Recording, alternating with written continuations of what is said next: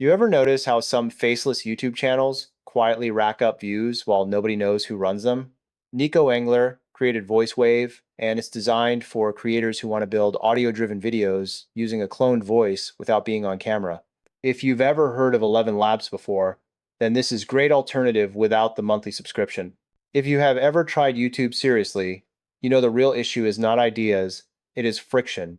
You sit down to record, you mess up a sentence, you clear your throat, you hear background noise, you re-record the same line 5 times. Then you listen back and think this still does not sound right. After a few sessions like that, most people slow down or stop. Faceless YouTube looks easy from the outside, but the audio carries everything. If the voice feels flat or robotic, people click away. If it sounds rushed or awkward, retention drops. That is where VoiceWave fits into the picture. With the voice cloning feature, you can upload a short sample of your own voice and use it again and again. From there, you write a script, generate the narration, and move on. No microphone setup, no recording schedule, no worrying about how you sound that day. That consistency matters when you are trying to publish often. From a business perspective, this is useful because faceless channels depend on volume and testing.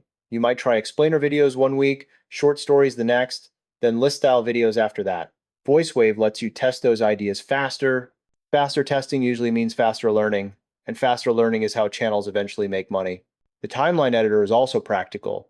You can add simple pauses, switch voices for emphasis, or separate sections without learning complex audio software. That helps keep viewers listening longer, which is something the algorithm quietly rewards. Now, this is not a magic switch.